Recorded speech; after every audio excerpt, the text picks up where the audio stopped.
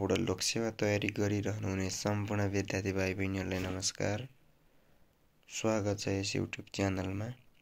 यदि तपाईँ च्यानलमा नयाँ हुनुहुन्छ भने च्यानललाई लाइक, कमेन्ट, सेयर र सब्स्क्राइब गर्न नभुल्नुहोला।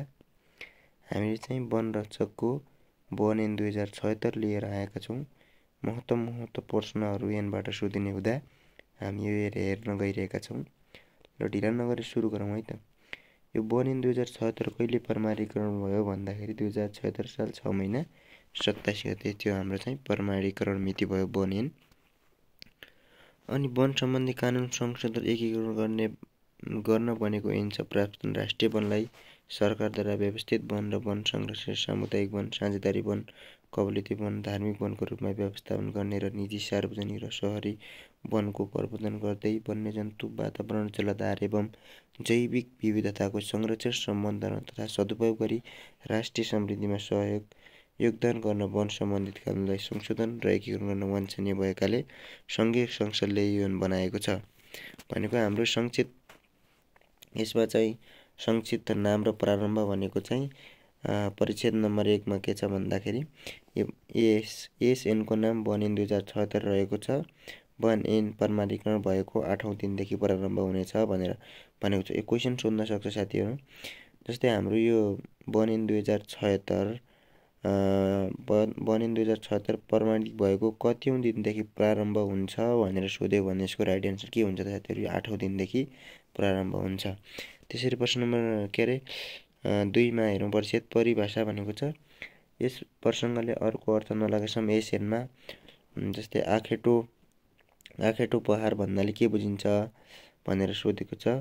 आँखेटो पहाड भन्नाले वन्यजन्तुको जीवित र मृत शरीर वा पहिचान गर्न सकिने अवस्था रहेको तिनीहरूको शरीरको कुनै अङ्ग सम्झनुपर्छ र सो शब्दले वन्यजन्तु शरीरको कुनै पनि पदार्थ र त्यस्तो पदार्थको सम्मिश्रणबाट तयार भएको वस्तु समेत जनाउँछ। भनेको चाहिँ यो आँखेटो पहाड भनेको चाहिँ कुनै जीवित वा मृत शरीर पहिचान गर्न सकिने, जस्तै कुनै पनि जनावरको होइन मृत शरीर केही चिन्ने, मृत शरीर पहिचान गर्ने खालको कुनै पनि अङ्ग भएको छ भने त्यसलाई चाहिँ हामीले के भन्नुपर्छ भने चाहिँ आँखेटो पहाड भन्नुपर्छ। त्यसरी आन्तरिक प्रदेश वन भन्नाले के बुझिन्छ भनेको छ खमा देख्न सक्नुहुन्छ। यो आन्तरिक प्रदेश वन भन्नाले एकभन्दा बढी प्रदेशमा फैलिएको भौगोलिक तथा प्राकृतिक रूपमा जोडिएको र पारिस्थितिक प्रणालीको दृष्टिबाट अन्तर्सम्बन्धित राष्ट्रिय वन सम्झनुपर्छ भनेको छ अन्तर्प्रादेशिक वन भन्नाले। त्यसै उपभोक्ता समूह भन्नाले चाहिँ वन संरक्षण, सम्वर्धन र व्यवस्थापन तथा सदुपयोग गर्ने दफा 31 बमोजिम गठन भएको उपभोक्ता समूह सम्झनु पर्यो।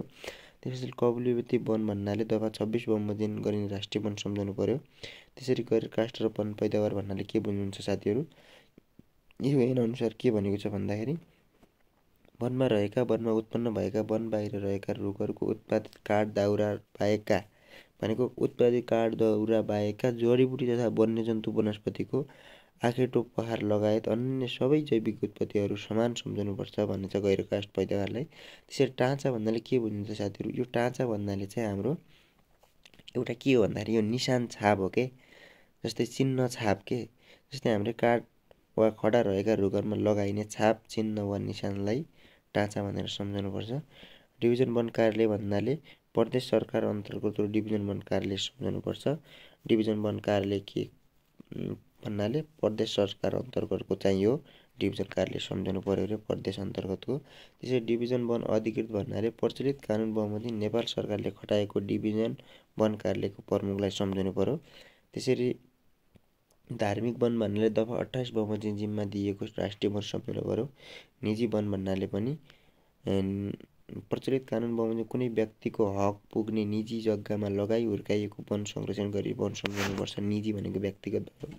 त्यसरी प्रदेश वन निर्देशन भन्नाले के बुझिन्छ भन्दाखेरि प्रदेश वन निर्देशक भन्नाले प्रदेश वन निर्देशनालयको प्रमुखलाई सम्झनु पर्यो। त्यसरी प्रदेशभित्रको राष्ट्रिय वन भन्नाले अन्तर्प्रादेशिक वनभन्दा पृथक रूपमा रहेको सम्बन्धित प्रदेशभित्रको राष्ट्रिय वन सम्झनुपर्छ। त्यसरी प्रदेश वन मन्त्रालय भन्नाले प्रदेश सरकारको वन सम्बन्धी विषय हेर्ने मन्त्रालयलाई सम्झनु पर्यो। मन्त्रालय भन्नाले नेपाल सरकारको वन तथा वातावरण मन्त्रालयलाई सम्झनु पर्यो। त्यसै राष्ट्रिय वन भन्नाले सरकारद्वारा व्यवस्थित वन, संरक्षण क्षेत्र, सामुदायिक वन, साझेदारी वन, धार्मिक वन, कवृत्ति वन, प्रदेशभित्रको राष्ट्रिय वन वा अन्तर्राष्ट्रिय वन सम्झनु पर्यो। त्यसरी वन भन्नाले पूर्ण वा आंशिक रूपमा रुख तथा बुट्यालले ढाकिएको क्षेत्रलाई सम्झनु पर्यो। वन पैदावार भन्नाले वनमा रहेका, पाइएका वा बनावट ल्याइएका देखाएका पैदावार सम्झनुपर्छ। काष्ठ पैदावारलाई सम्झनु पर्यो। गैर काष्ठ वन पैदावारलाई सम्झनु पर्यो। चट्टान, माटो, नदी जन्य खनिज पदार्थलाई सम्झनु पर्यो है साथीहरू। त्यसरी संरक्षित क्षेत्र भन्नाले दफा 15 बमोजिम घोषणा गरिएको वन संरक्षणलाई हामीले सम्झनु पर्यो। त्यसपछि सिमाना चिन्ह भन्नाले राष्ट्रिय वनको सिमाना छुट्याउने लगाइएको काठ, ढुङ्गा, सिमेन्ट वा अरू कुनै वस्तुको खम्बा वा चिन्ह पर सम्झनुपर्छ भनेको छ साथीहरू। त्यसरी वन क्षेत्र भन्नाले त अब हामीले थाहा पाइहाल्यौँ होइन।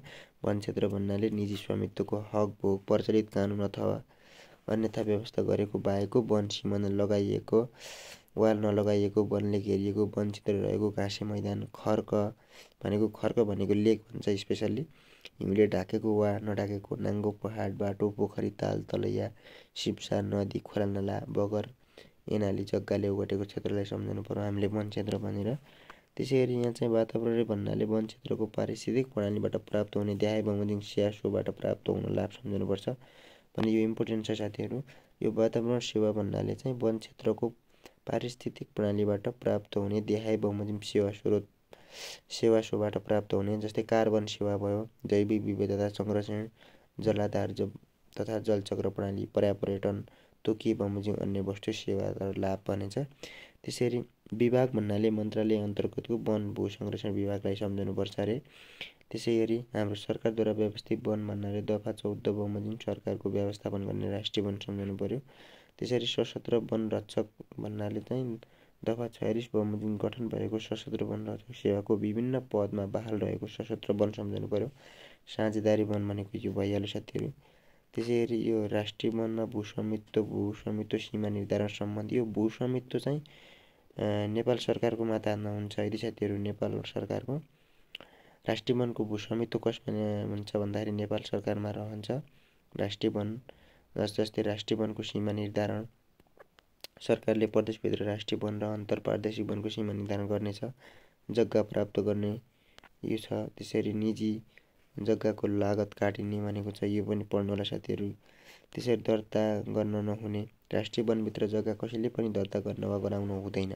कसैले राष्ट्रिय वनभित्र जग्गा दर्ता गराएको भएमा त्यस दर्ता भएको आधारमा त्यस्तो जग्गामा दाबी लाग्ने छैन, त्यस्तो दर्ता स्वत बदर भनेछ। यदि पनि हामीले कुनै पनि राष्ट्रिय वनभित्र जग्गा अथवा कसैको दर्ता गर्न जग्गा राष्ट्रिय वनभित्रको जग्गा हामीले दर्ता गऱ्यौँ भने हाम्रो जग्गा चाहिँ दाबी लाग्न सक्दैन, त्यसको दर्ता स्वत बदर भएको मानिनेछ अरे।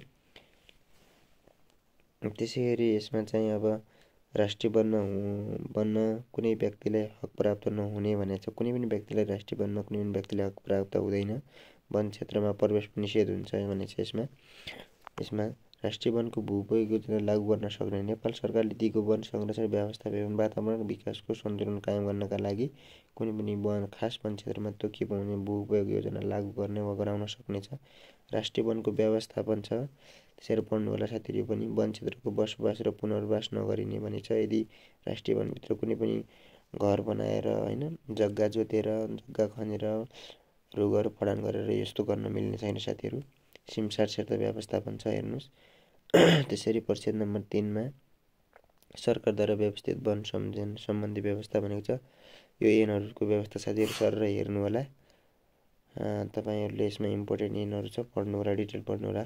हस् त, भिडियोलाई कस्तो लाग्यो लाइक, कमेन्ट, सेयर, सब्सक्राइब गर्न नभुल्नु होला। Thank you.